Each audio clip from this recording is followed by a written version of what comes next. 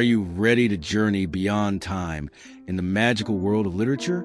On this channel, we open the doors to the magical world of literature and bring you the unforgettable works of the classics. Today, we are here with Jane Austen's immortal work, Pride and Prejudice. This unique story, which extends from the elegant salons of 19th century England to the serene atmosphere of country life, tells a story of how pride and prejudice overshadow love.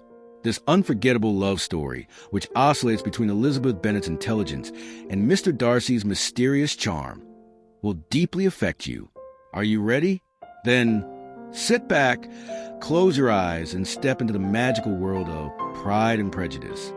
Enjoy listening. Chapter 1.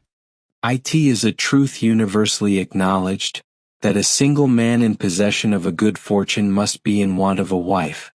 However little known the feelings or views of such a man may be on his first entering a neighborhood, this truth is so well fixed in the minds of the surrounding families, that he is considered as the rightful property of some one or other of their daughters. "My dear Mr. Bennet," said his lady to him one day, "have you heard that Netherfield Park is let at last?" Mr. Bennet replied that he had not. "But it is," returned she, "for Mrs. Long has just been here and she told me all about it." Mr. Bennet made no answer. "Do not you want to know who has taken it?" cried his wife impatiently. "You want to tell me, and I have no objection to hearing it." This was invitation enough. "Why, my dear, you must know Mrs. Long says that Netherfield is taken by a young man of large fortune from the north of England, that he came down on Monday in a chaise and four to see the place, and was so much delighted with it that he agreed with Mr. Morris immediately, that he is to take possession before Michaelmas, and some of his servants are to be in the house by the end of next week. What is his name?" "Bingley." "Is he married or single?" "Oh, single, my dear, to be sure. A single man of large fortune, 4,000 or 5,000 a year. What a fine thing for our girls." "How so? How can it affect them?" "My dear Mr. Bennet," replied his wife, "how can you be so tiresome? You must know that I am thinking of his marrying one of them." "Is that his design in settling here?" "Design? Nonsense, how can you talk so? But it is very likely that he may fall in love with one of them, and therefore you must visit him as soon as he comes." "I see no occasion for that. You and the girls may go, or you may send them by themselves, which perhaps will be still better, for as you are as handsome as any of them, Mr. Bingley might like you the best of the party." "My dear, you flatter me. I certainly have had my share of beauty, but I do not pretend to be anything extraordinary now. When a woman has 5 grown-up daughters, she ought to give over thinking of her own beauty. In such cases, a woman has not often much beauty to think of.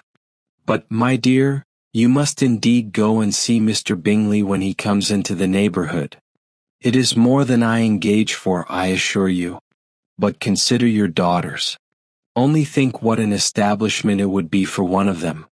Sir William and Lady Lucas are determined to go, merely on that account, for in general, you know, they visit no newcomers. Indeed you must go, for it will be impossible for us to visit him if you do not. You are over-scrupulous, surely. I dare say Mr. Bingley will be very glad to see you, and I will send a few lines by you to assure him of my hearty consent to his marrying whichever he chooses of the girls, though I must throw in a good word for my little Lizzie. I desire you will do no such thing. Lizzie is not a bit better than the others, and I am sure she is not half so handsome as Jane, nor half so good-humored as Lydia. But you are always giving her the preference." "They have none of them much to recommend them," replied he. "They are all silly and ignorant like other girls, but Lizzie has something more of quickness than her sisters." "Mr. Bennet, how can you abuse your own children in such a way? You take delight in vexing me. You have no compassion on my poor nerves." "You mistake me, my dear. I have a high respect for your nerves. They are my old friends. I have heard you mention them with consideration these 20 years at least. Ah, you do not know what I suffer. But I hope you will get over it, and live to see many young men of 4,000 a year come into the neighborhood. It will be no use to us if 20 such should come, since you will not visit them. Depend upon it, my dear, that when there are 20, I will visit them all. Mr. Bennet was so odd a mixture of quick parts, sarcastic humor, reserve, and caprice, that the experience of 23 years had been insufficient to make his wife understand his character. Her mind was less difficult to develop. She was a woman of mean understanding, little information, and uncertain temper. When she was discontented, she fancied herself nervous. The business of her life was to get her daughters married. Its solace was visiting and news. Chapter 2.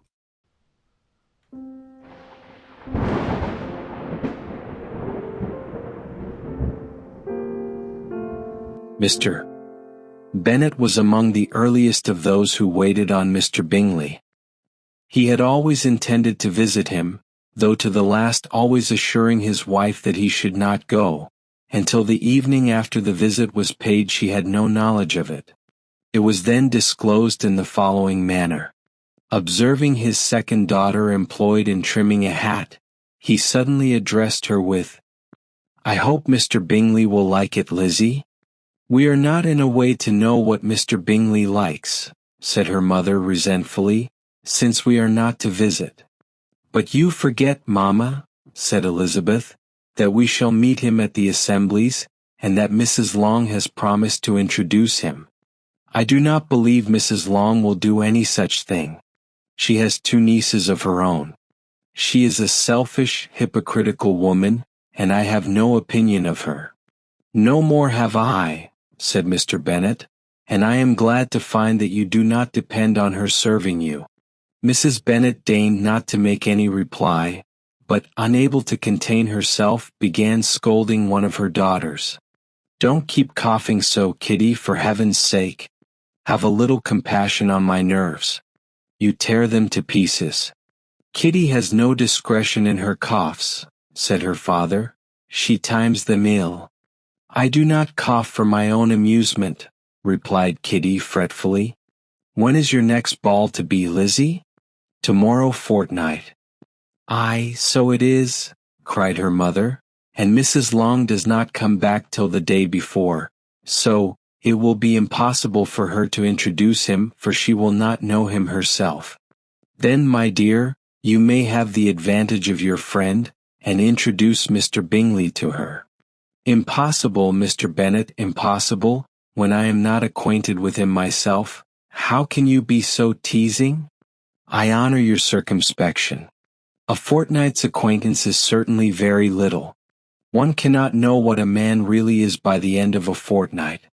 But if we do not venture, somebody else will, and after all Mrs. Long and her nieces must stand their chance, and therefore as she will think it an act of kindness, if you decline the office, I will take it on myself."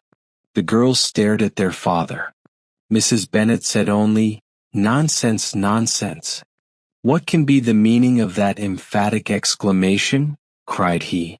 "Do you consider the forms of introduction and the stress that is laid on them as nonsense?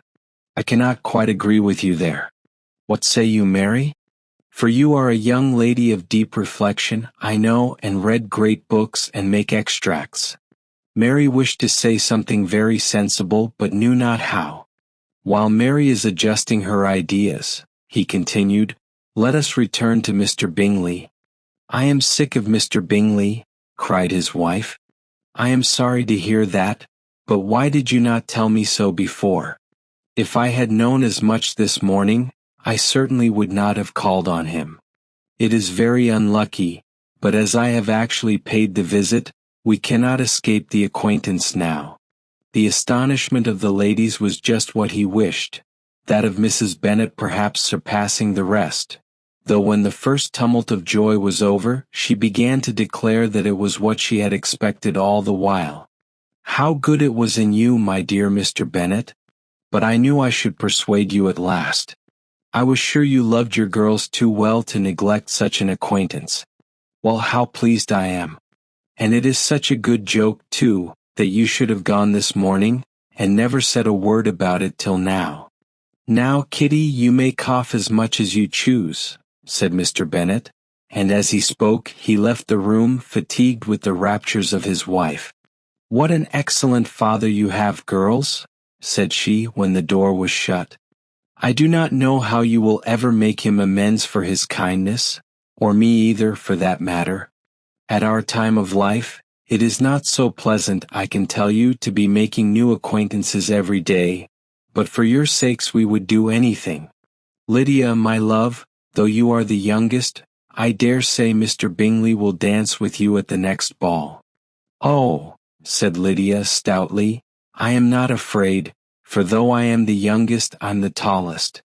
The rest of the evening was spent in conjecturing how soon he would return Mr. Bennet's visit, and determining when they should ask him to dinner. Chapter 3.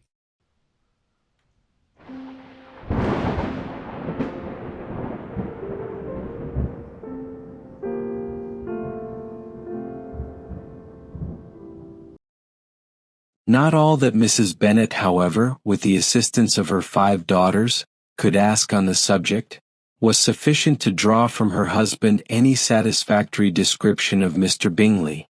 They attacked him in various ways, with bare-faced questions, ingenious suppositions, and distant surmises, but he eluded the skill of them all, and they were at last obliged to accept the second-hand intelligence of their neighbour, Lady Lucas. Her report was highly favourable. Sir William had been delighted with him.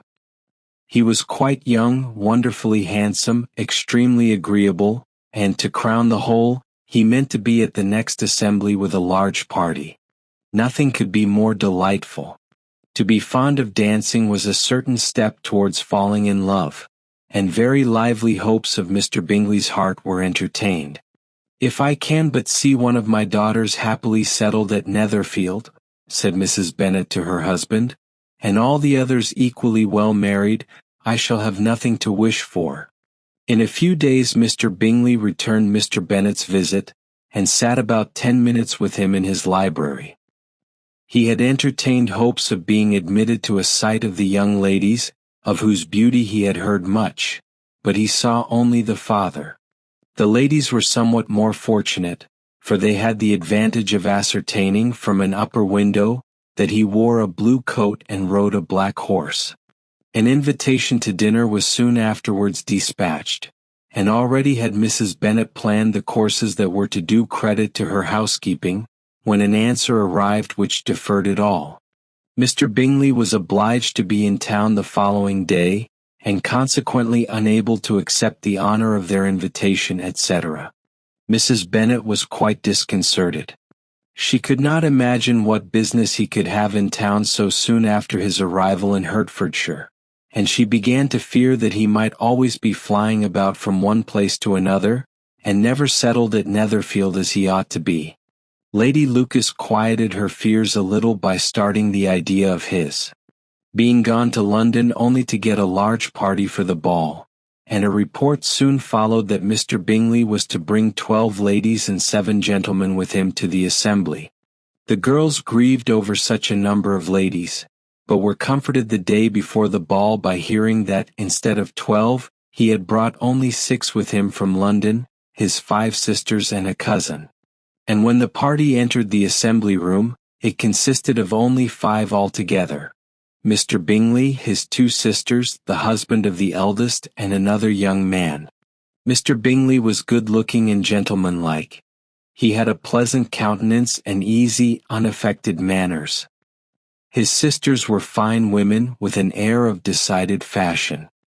His brother-in-law, Mr. Hurst, merely looked the gentleman, but his friend Mr. Darcy soon drew the attention of the room by his fine, tall person, handsome features, noble mien, and the report, which was in general circulation within 5 minutes after his entrance, of his having 10,000 a year.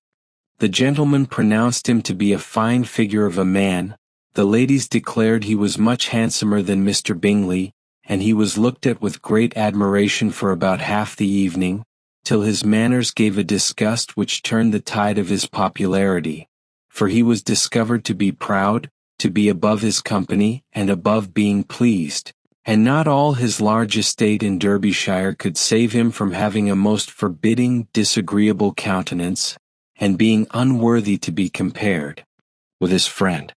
Mr. Bingley had soon made himself acquainted with all the principal people in the room. He was lively and unreserved, danced every dance, was angry that the ball closed so early, and talked of giving one himself at Netherfield. Such amiable qualities must speak for themselves. What a contrast between him and his friend! Mr. Darcy danced only once with Mrs. Hurst and once with Miss Bingley, declined being introduced to any other lady, and spent the rest of the evening in walking about the room, speaking occasionally to one of his own party. His character was decided. He was the proudest, most disagreeable man in the world, and everybody hoped that he would never come there again. Amongst the most violent against him was Mrs. Bennet, whose dislike of his general behavior was sharpened into particular resentment by his having slighted one of her daughters. Elizabeth Bennet had been obliged, by the scarcity of gentlemen, to sit down for 2 dances, and during part of that time Mr. Darcy had been standing near enough for her to overhear a conversation between him and Mr. Bingley, who came from the dance for a few minutes to press his friend to join it. "Come, Darcy," said he, "I must have you dance. I hate to see you standing about by yourself in this stupid manner. You had much better dance."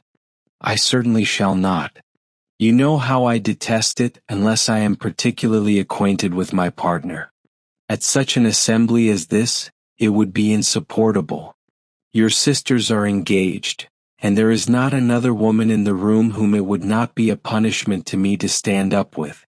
"I would not be so fastidious as you are," cried Bingley, "for a kingdom. Upon my honor, I never met with so many pleasant girls in my life as I have this evening, and there are several of them, you see, uncommonly pretty." "You are dancing with the only handsome girl in the room," said Mr. Darcy, looking at the eldest Miss Bennet. "Oh, she is the most beautiful creature I ever beheld. But there is one of her sisters sitting down just behind you, who is very pretty and I dare say very agreeable. Do let me ask my partner to introduce you." "Which do you mean?" And turning round he looked for a moment at Elizabeth till, catching her eye, he withdrew his own and coldly said, "She is tolerable, but not handsome enough to tempt me, and I am in no humor at present to give consequence to young ladies who are slighted by other men. You had better return to your partner and enjoy her smiles, for you are wasting your time with me." Mr. Bingley followed his advice.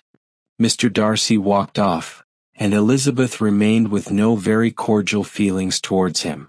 She told the story, however, with great spirit among her friends, for she had a lively, playful disposition, which delighted in anything ridiculous. The evening altogether passed off pleasantly to the whole family. Mrs. Bennet had seen her eldest daughter much admired by the Netherfield party. Mr. Bingley had danced with her twice, and she had been distinguished by his sisters. Jane was as much gratified by this as her mother could be, though in a quieter way. Elizabeth felt Jane's pleasure. Mary had heard herself mentioned to Miss Bingley as the most accomplished girl in the neighborhood, and Catherine and Lydia had been fortunate enough to be never without partners, which was all that they had yet learnt to care for at a ball. They returned therefore in good spirits to Longbourn, the village where they lived, and of which they were the principal inhabitants. They found Mr. Bennet still up. With a book, he was regardless of time, and on the present occasion he had a good deal of curiosity as to the event of an evening which had raised such splendid expectations. He had rather hoped that all his wife's views on the stranger would be disappointed, but he soon found that he had a very different story to hear. "Oh, my dear Mr. Bennet," as she entered the room, "we have had a most delightful evening, a most excellent ball. I wish you had been there. Jane was so admired, nothing could be like it. Everybody said how well she looked, and Mr. Bingley thought her quite beautiful and danced with her twice. Only think of that, my dear. He actually danced with her twice, and she was the only creature in the room that he asked a second time. First of all he asked Miss Lucas. I was so vexed to see him stand up with her. But however, he did not admire her at all.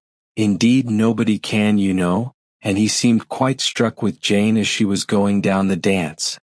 So he inquired who she was and got introduced and asked her for the two next.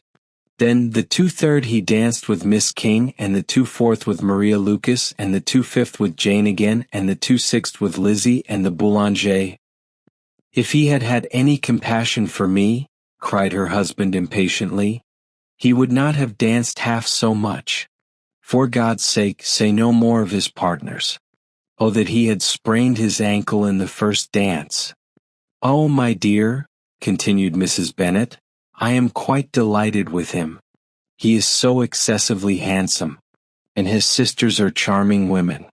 I never in my life saw anything more elegant than their dresses.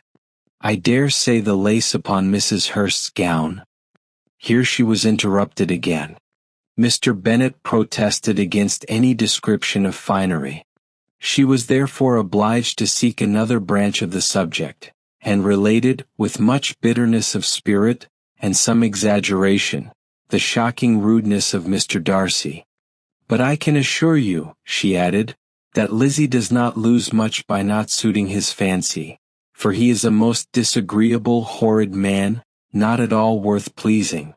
So high and so conceited, that there was no enduring him. He walked here and he walked there, fancying himself so very great. Not handsome enough to dance with. I wish you had been there, my dear, to have given him one of your set-downs. I quite detest the man. Chapter 4.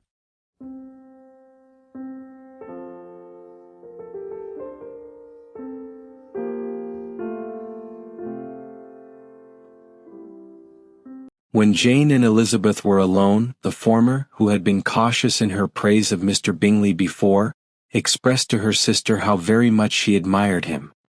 He is just what a young man ought to be, said she, sensible, good-humored, lively, and I never saw such happy manners, so much ease, with such perfect good breeding. He is also handsome, replied Elizabeth, which a young man ought likewise to be if he possibly can. His character is thereby complete. I was very much flattered by his asking me to dance a second time. I did not expect such a compliment. Did not you? I did for you. But that is one great difference between us. Compliments always take you by surprise and me never. What could be more natural than his asking you again? He could not help seeing that you were about 5 times as pretty as every other woman in the room. No thanks to his gallantry for that. Well, he certainly is very agreeable, and I give you leave to like him. You have liked many a stupider person. Dear Lizzie. Oh, you are a great deal too apt, you know, to like people in general. You never see a fault in anybody. All the world are good and agreeable in your eyes. I never heard you speak ill of a human being in my life. I would wish not to be hasty in censuring anyone, but I always speak what I think. I know you do, and it is that which makes the wonder. With your good sense, to be so honestly blind to the follies and nonsense of others. Affectation of candor is common enough. One meets with it everywhere.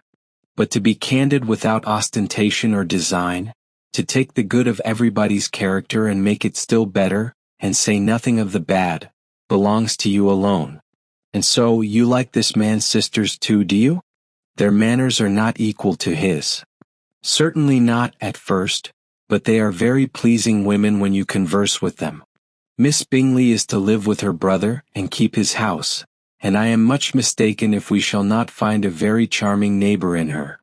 Elizabeth listened in silence, but was not convinced. Their behavior at the assembly had not been calculated to please in general, and with more quickness of observation and less pliancy of temper than her sister, and with a judgment, too, unassailed by any attention to herself, she was very little disposed to approve them. They were, in fact, very fine ladies, not deficient in good humor when they were pleased, nor in the power of being agreeable where they chose it, but proud and conceited. They were rather handsome, had been educated in one of the first private seminaries in town, had a fortune of £20,000, were in the habit of spending more than they ought, and of associating with people of rank, and were, therefore, in every respect entitled to think well of themselves and meanly of others. They were of a respectable family in the north of England, a circumstance more deeply impressed on their memories than that their brother's fortune and their own had been acquired by trade. Mr. Bingley inherited property to the amount of nearly £100,000 from his father, who had intended to purchase an estate, but did not live to do it. Mr. Bingley intended it likewise and sometimes made choice of his county, but as he was now provided with a good house and the liberty of a manor, it was doubtful to many of those who best knew the easiness of his temper, whether he might not spend the remainder of his days at Netherfield, and leave the next generation to purchase. His sisters were very anxious for his having an estate of his own, but though he was now established only as a tenant, Miss Bingley was by no means unwilling to preside at his table, nor was Mrs. Hurst, who had married a man of more fashion than fortune, less disposed to consider his house as her home when it suited her. Mr. Bingley had not been of age 2 years when he was tempted, by an accidental recommendation, to look at Netherfield House.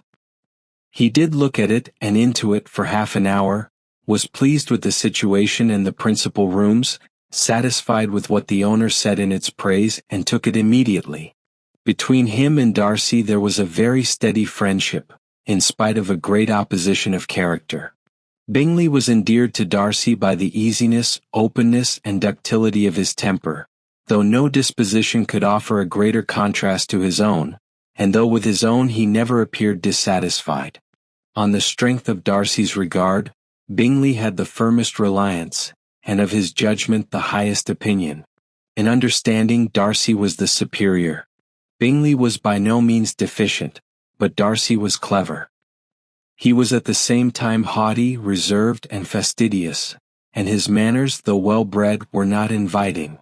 In that respect his friend had greatly the advantage. Bingley was sure of being liked wherever he appeared. Darcy was continually giving offence. The manner in which they spoke of the Meryton assembly was sufficiently characteristic. Bingley had never met with pleasanter people or prettier girls in his life. Everybody had been most kind and attentive to him. There had been no formality, no stiffness. He had soon felt acquainted with all the room, and as to Miss Bennet, he could not conceive an angel more beautiful. Darcy, on the contrary, had seen a collection of people in whom there was little beauty and no fashion, for none of whom he had felt the smallest interest, and from none received either attention or pleasure. Miss Bennet he acknowledged to be pretty, but she smiled too much. Mrs. Hurst and her sister allowed it to be so, but still they admired her and liked her, and pronounced her to be a sweet girl, and one whom they should not object to know more of. Miss Bennet was therefore established as a sweet girl, and their brother felt authorized by such commendation to think of her as he chose. Chapter 5.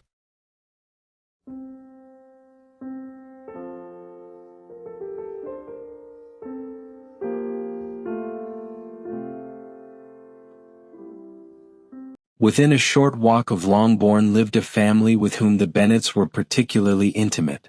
Sir William Lucas had been formerly in trade in Meryton, where he had made a tolerable fortune, and risen to the honor of knighthood by an address to the king during his mayoralty. The distinction had, perhaps, been felt too strongly. It had given him a disgust to his business and to his residence in a small market town, and, quitting them both, he had removed with his family to a house about a mile from Meryton, denominated from that period Lucas Lodge, where he could think with pleasure of his own importance, and, unshackled by business, occupy himself solely in being civil to all the world.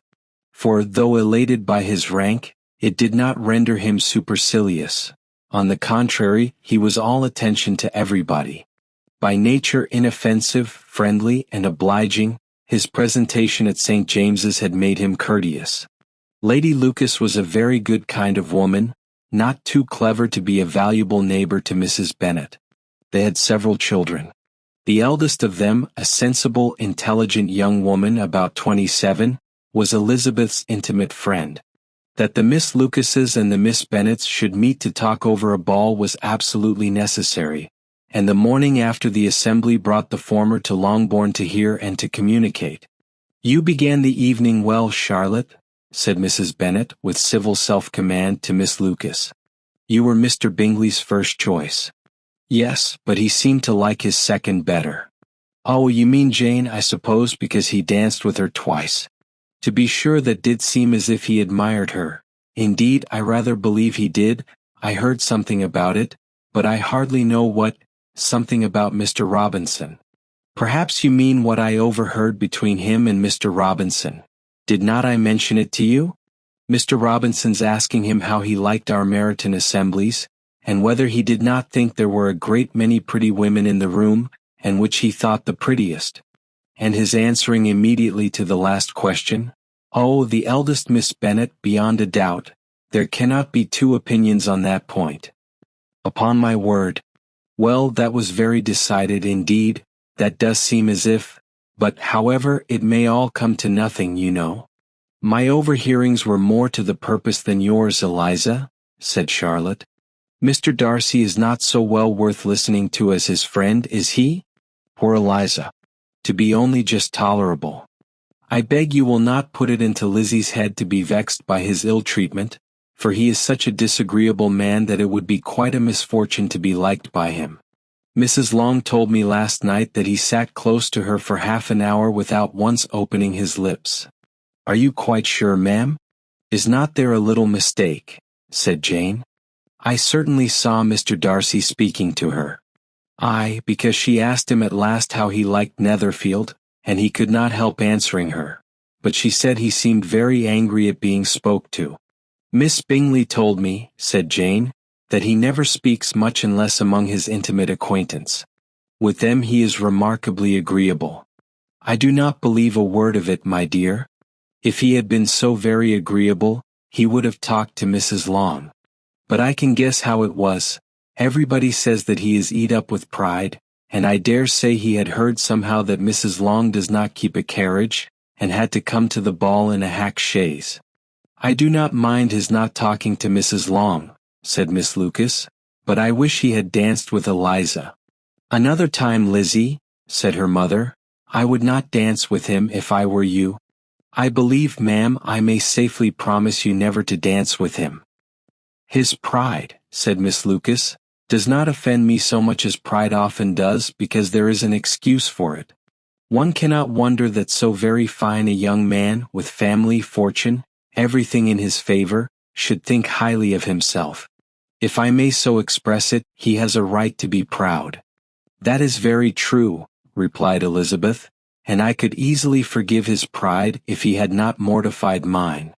"Pride," observed Mary, who piqued herself upon the solidity of her reflections, "is a very common failing, I believe. By all that I have ever read, I am convinced that it is very common indeed, that human nature is particularly prone to it, and that there are very few of us who do not cherish a feeling of self-complacency on the score of some quality or other, real or imaginary. Vanity and pride are different things, though the words are often used synonymously. A person may be proud without being vain. Pride relates more to our opinion of ourselves, vanity to what we would have others think of us." "If I were as rich as Mr. Darcy," cried a young Lucas who came with his sisters, "I should not care how proud I was. I would keep a pack of foxhounds and drink a bottle of wine every day." "Then you would drink a great deal more than you ought," said Mrs. Bennet, "and if I were to see you at it, I should take away your bottle directly." The boy protested that she should not. She continued to declare that she would, and the argument ended only with the visit. Chapter 6.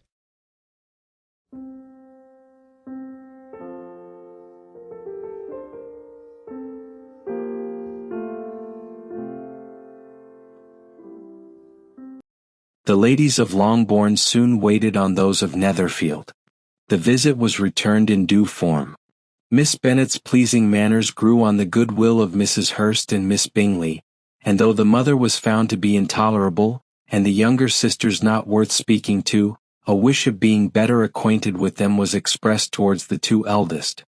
By Jane this attention was received with the greatest pleasure, but Elizabeth still saw superciliousness in their treatment of everybody, hardly excepting even her sister, and could not like them, though their kindness to Jane, such as it was, had a value as arising, in all probability, from the influence of their brother's admiration. It was generally evident, whenever they met, that he did admire her, and to her it was equally evident that Jane was yielding to the preference which she had begun to entertain for him from the first, and was in a way to be very much in love, but she considered with pleasure that it was not likely to be discovered by the world in general, since Jane united with great strength of feeling, a composure of temper and an uniform cheerfulness of manner, which would guard her from the suspicions of the impertinent. She mentioned this to her friend, Miss Lucas. "It may perhaps be pleasant," replied Charlotte, "to be able to impose on the public in such a case, but it is sometimes a disadvantage to be so very guarded. If a woman conceals her affection with the same skill from the object of it, she may lose the opportunity of fixing him, and it will then be but poor consolation to believe the world equally in the dark. There is so much of gratitude or vanity in almost every attachment, that it is not safe to leave any to itself. We can all begin freely, a slight preference is natural enough, but there are very few of us who have heart enough to be really in love without encouragement. In 9 cases out of 10, a woman had better show more affection than she feels. Bingley likes your sister undoubtedly, but he may never do more than like her if she does not help him on. But she does help him on as much as her nature will allow. If I can perceive her regard for him, he must be a simpleton indeed not to discover it too. Remember, Eliza, that he does not know Jane's disposition as you do. But if a woman is partial to a man and does not endeavor to conceal it, he must find it out. Perhaps he must if he sees enough of her. But though Bingley and Jane meet tolerably often, it is never for many hours together, and as they always see each other in large mixed parties, it is impossible that every moment should be employed in conversing together. Jane should therefore make the most of every half hour in which she can command his attention. When she is secure of him, there will be leisure for falling in love as much as she chooses. "Your plan is a good one," replied Elizabeth, "where nothing is in question but the desire of being well married, and if I were determined to get a rich husband or any husband, I dare say I should adopt it. But these are not Jane's feelings, she is not acting by design. As yet she cannot even be certain of the degree of her own regard, nor of its reasonableness. She has known him only a fortnight. She danced 4 dances with him at Meryton. She saw him one morning at his own house, and has since dined in company with him 4 times. This is not quite enough to make her understand his character. Not as you represent it. Had she merely dined with him, she might only have discovered whether he had a good appetite, but you must remember that 4 evenings have been also spent together, and 4 evenings may do a great deal. Yes, these 4 evenings have enabled them to ascertain that they both like Vingt better than commerce, but with respect to any other leading characteristic, I do not imagine that much has been unfolded. "Well," said Charlotte, "I wish Jane success with all my heart, and if she were married to him tomorrow, I should think she had as good a chance of happiness as if she were to be studying his character for a 12-month. Happiness in marriage is entirely a matter of chance. If the dispositions of the parties are ever so well known to each other, or ever so similar beforehand, it does not advance their felicity in the least. They always continue to grow sufficiently unlike afterwards to have their share of vexation, and it is better to know as little as possible of the defects of the person with whom you are to pass your life. You make me laugh, Charlotte, but it is not sound. You know it is not sound, and that you would never act in this way yourself." Occupied in observing Mr. Bingley's attention to her sister, Elizabeth was far from suspecting that she was herself becoming an object of some interest in the eyes of his friend. Mr. Darcy had at first they next met, he looked at her only to criticize. But no sooner had he made it clear to himself and his friends that she had hardly a good feature in her face, than he began to find it was rendered uncommonly intelligent by the beautiful expression of her dark eyes. To this discovery succeeded some others equally mortifying. Though he had detected with a critical eye more than one failure of perfect symmetry in her form, he was forced to acknowledge her figure to be light and pleasing, and in spite of his asserting that her manners were not those of the fashionable world, he was caught by their easy playfulness. Of this she was perfectly unaware. To her he was only the man who made himself agreeable nowhere, and who had not thought her handsome enough to dance with. He began to wish to know more of her, and as a step towards conversing with her himself, attended to her conversation with others. His doing so drew her notice. It was at Sir William Lucas's, where a large party were assembled. "What does Mr. Darcy mean," said she to Charlotte, "by listening to my conversation with Colonel Forster? That is a question which Mr. Darcy only can answer. But if he does it any more, I shall certainly let him know that I see what he is about. He has a very satirical eye, and if I do not begin by being impertinent myself, I shall soon grow afraid of him." On his approaching them soon afterwards, though without seeming to have any intention of speaking, Miss Lucas defied her friend to mention such a subject to him, which immediately provoking Elizabeth to do it, she turned to him and said, "Did not you think, Mr. Darcy, that I expressed myself uncommonly well just now, when I was teasing Colonel Forster to give us a ball at Meryton? With great energy, but it is a subject which always makes a lady energetic. You are severe on us."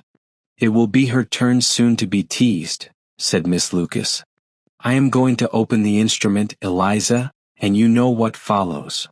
You are a very strange creature by way of a friend, always wanting me to play and sing before anybody and everybody. If my vanity had taken a musical turn, you would have been invaluable. But as it is, I would really rather not sit down before those who must be in the habit of hearing the very best performers." On Miss Lucas's persevering, however, she added, "Very well, if it must be so, it must." And gravely glancing at Mr. Darcy, "There is a very fine old saying, which everybody here is of course familiar with, 'Keep your breath to cool your porridge,' and I shall keep mine to swell my song." Her performance was pleasing, though by no means capital.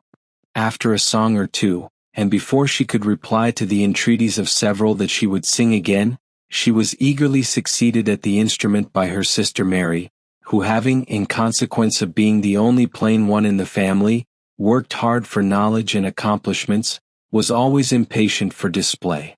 Mary had neither genius nor taste, and though vanity had given her application, it had given her likewise a pedantic air and conceited manner, which would have injured a higher degree of excellence than she had reached. Elizabeth, easy and unaffected, had been listened to with much more pleasure, though not playing half so well, and Mary, at the end of a long concerto, was glad to purchase praise and gratitude by Scotch and Irish airs, at the request of her younger sisters, who with some of the Lucases and 2 or 3 officers, joined eagerly in dancing at one end of the room. 33. Mr. Darcy stood near them in silent indignation at such a mode of passing the evening, to the exclusion of all conversation, and was too much engrossed by his own thoughts to perceive that Sir William Lucas was his neighbor, till Sir William thus began. "What a charming amusement for young people this is, Mr. Darcy. There is nothing like dancing after all. I consider it as one of the first refinements of polished societies." "Certainly, sir, and it has the advantage also of being in vogue amongst the less polished societies of the world. Every savage can dance." Sir William only smiled.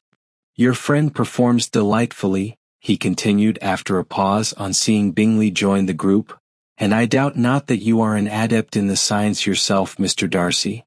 You saw me dance at Meryton, I believe, sir?" "Yes, indeed, and received no inconsiderable pleasure from the sight."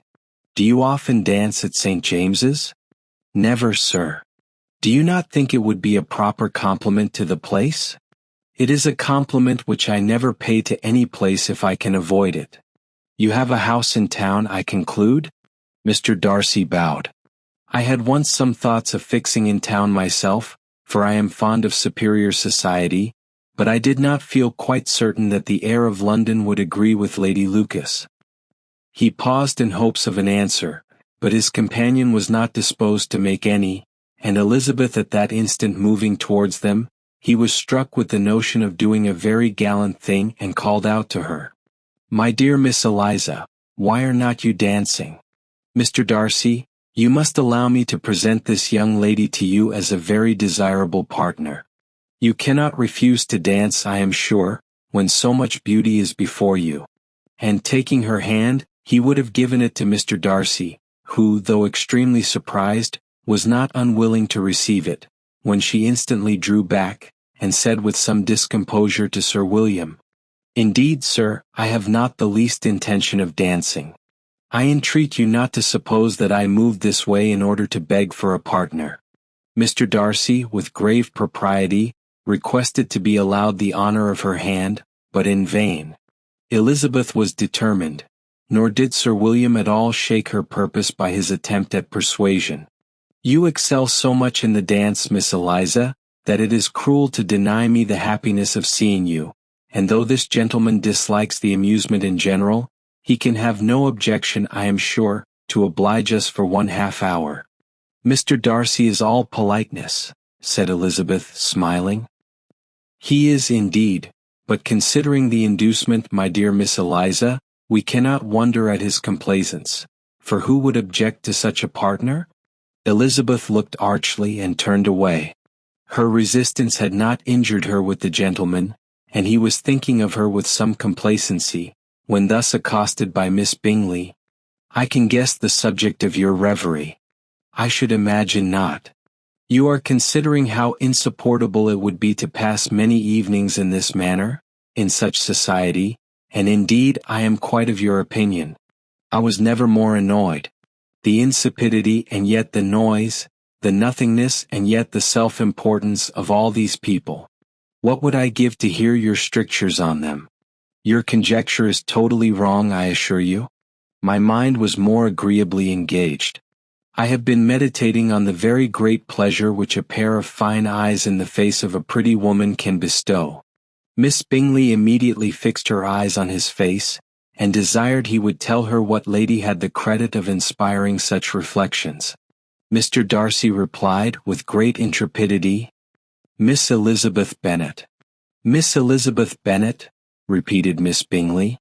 "I am all astonishment. How long has she been such a favorite? And pray when am I to wish you joy?" "That is exactly the question which I expected you to ask. A lady's imagination is very rapid.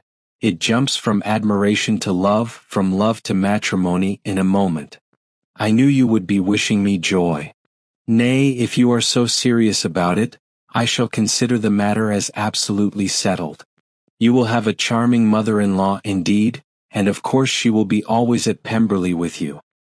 He listened to her with perfect indifference, while she chose to entertain herself in this manner, and as his composure convinced her that all was safe, her wit flowed along.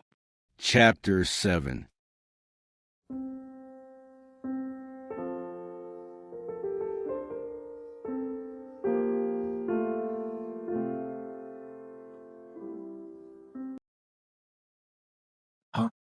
Bennet's property consisted almost entirely in an estate of 2,000 a year, which, unfortunately for his daughters, was entailed, in default of heirs male, on a distant relation, and their mother's fortune, though ample for her situation in life, could but ill supply the deficiency of his.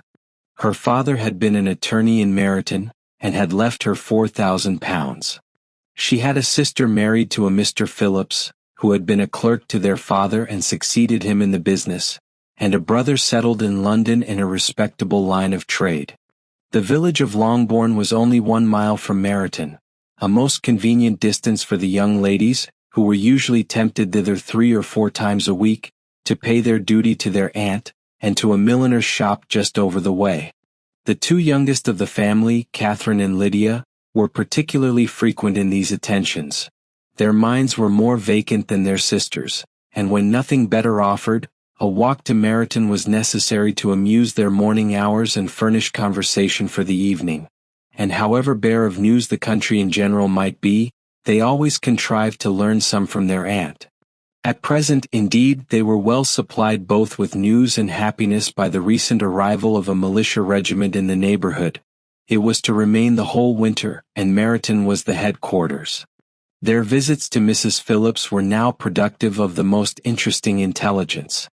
Every day added something to their knowledge of the officers' names and connections. Their lodgings were not long a secret, and at length they began to know the officers themselves.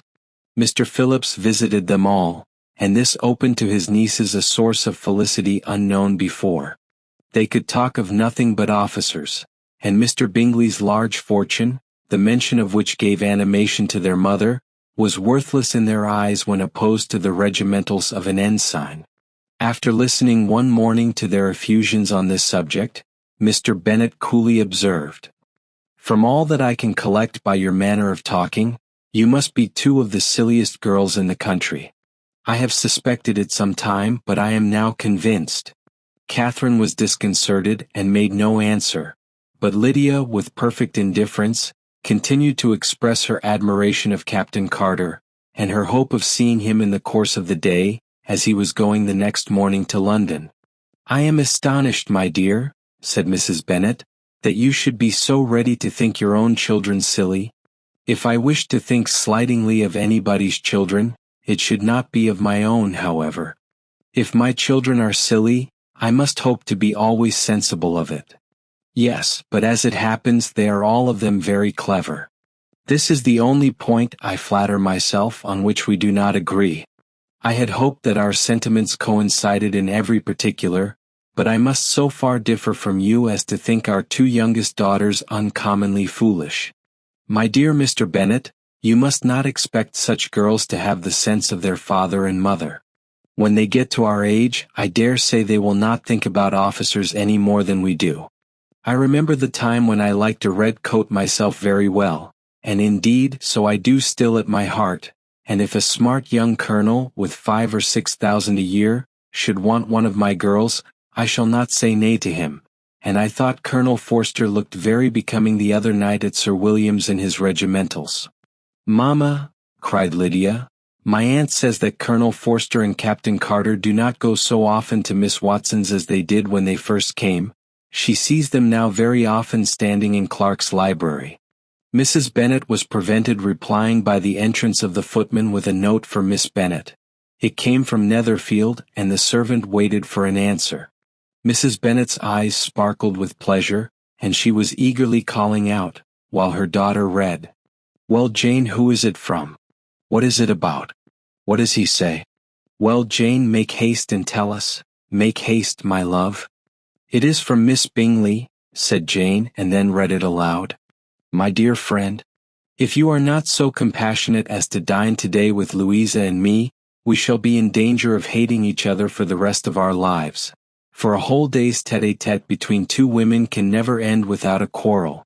Come as soon as you can on the receipt of this. My brother and the gentlemen are to dine with the officers. Yours ever, Caroline Bingley." "With the officers?" cried Lydia. "I wonder my aunt did not tell us of that." "Dining out," said Mrs. Bennet. "That is very unlucky." "Can I have the carriage?" said Jane.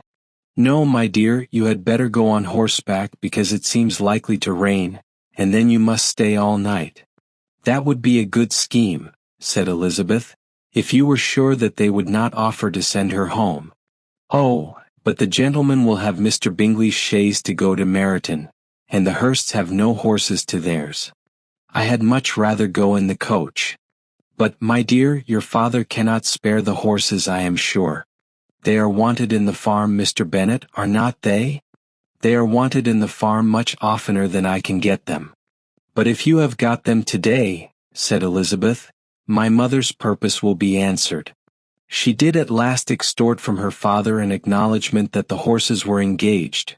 Jane was therefore obliged to go on horseback, and her mother attended her to the door with many cheerful prognostics of a bad day. Her hopes were answered. Jane had not been gone long before it rained hard. Her sisters were uneasy for her, but her mother was delighted. The rain continued the whole evening without intermission. Jane certainly could not come back. "This was a lucky idea of mine indeed," said Mrs. Bennet more than once, as if the credit of making it rain were all her own. Till the next morning, however, she was not aware of all the felicity of her contrivance. Breakfast was scarcely over when a servant from Netherfield brought the following note for Elizabeth. My dearest Lizzie, I find myself very unwell this morning, which, I suppose, is to be imputed to my getting wet through yesterday. My kind friends will not hear of my returning home till I am better. They insist also on my seeing Mr. Jones, therefore do not be alarmed if you should hear of his having been to me, and excepting a sore throat and a headache, there is not much the matter with me. Yours, etc. Well, my dear, said Mr. Bennet, when Elizabeth had read the note aloud, if your daughter should have a dangerous fit of illness, if she should die, it would be a comfort to know that it was all in pursuit of Mr. Bingley and under your orders. Oh, I am not at all afraid of her dying. People do not die of little trifling colds. She will be taken good care of. As long as she stays there, it is all very well. I would go and see her if I could have the carriage. Elizabeth, feeling really anxious, determined to go to her, though the carriage was not to be had, and as she was no horsewoman, walking was her only alternative. She declared her resolution. How can you be so silly, cried her mother, as to think of such a thing in all this dirt? You will not be fit to be seen when you get there. I shall be very fit to see Jane, which is all I want. Is this a hint to me, Lizzie, said her father, to send for the horses? No, indeed. I do not wish to avoid the walk. The distance is nothing when one has a motive, only 3 miles. I shall be back by dinner. I admire the activity of your benevolence, observed Mary, but every impulse of feeling should be guided by reason, and in my opinion, exertion should always be in proportion to what is required. We will go as far as Meryton with you, said Catherine and Lydia. Elizabeth accepted their company, and the 3 young ladies set off together. If we make haste, said Lydia as they walked along, perhaps we may see something of Captain Carter before he goes. In Meryton they parted. The 2 youngest repaired to the lodgings of one of the officers' wives, and Elizabeth continued her walk alone, crossing field after field at a quick pace, jumping over stiles and springing over puddles, with impatient activity, and finding herself at last within view of the house, with weary ankles, dirty stockings, and a face glowing with the warmth of exercise. She was shown into the breakfast parlor, where all but Jane were assembled, and where her appearance created a great deal of surprise. That she should have walked 3 miles so early in the day in such dirty weather, and by herself, was almost incredible to Mrs. Hurst and Miss Bingley, and Elizabeth was convinced that they held her in contempt for it. She was received, however, very politely by them, and in their brother's manners there was something better than politeness. There was good humor and kindness. Mr. Darcy said very little and Mr. Hurst nothing at all. The former was divided between admiration of the brilliancy which exercise had given to her complexion and doubt as to the occasions justifying her coming so far alone. The latter was thinking only of his breakfast. Her inquiries after her sister were not very favorably answered. Miss Bennet had slept ill and though up, was very feverish and not well enough to leave her room. Elizabeth was glad to be taken to her immediately, and Jane, who had only been withheld by the fear of giving alarm or inconvenience, from expressing in her note how much she longed for such a visit, was delighted at her entrance. She was not equal, however, to much conversation, and when Miss Bingley left them together, could attempt little beside expressions of gratitude for the extraordinary kindness she was treated with. Elizabeth silently attended her. When breakfast was over, they were joined by the sisters, and Elizabeth began to like them herself, when she saw how much affection and solicitude they showed for Jane. The apothecary came, and having examined his patient, said, as might be supposed, that she had caught a violent cold, and that they must endeavor to get the better of it, advised her to return to bed and promised her some draughts. The advice was followed readily, for the feverish symptoms increased, and her head ached acutely. Elizabeth did not quit her room for a moment, nor were the other ladies often absent. The gentlemen being out, they had in fact nothing to do elsewhere. When the clock struck 3, Elizabeth felt that she must go, and very unwillingly said so. Miss Bingley offered her the carriage, and she only wanted a little pressing to accept it, when Jane testified such concern at parting with her that Miss Bingley was obliged to convert the offer of the chaise into an invitation to remain at Netherfield for the present. Elizabeth most thankfully consented, and a servant was dispatched to Longbourn, to acquaint the family with her stay, and bring back. Thank you for listening to this audiobook. If you want more content like this, don't forget to subscribe to the channel. To be notified instantly about new uploads, make sure to turn on the notification bell. Also, by liking the video and leaving a comment, you can share which books you'd like to hear next. Your feedback helps us create even better content. See you in the next audiobook.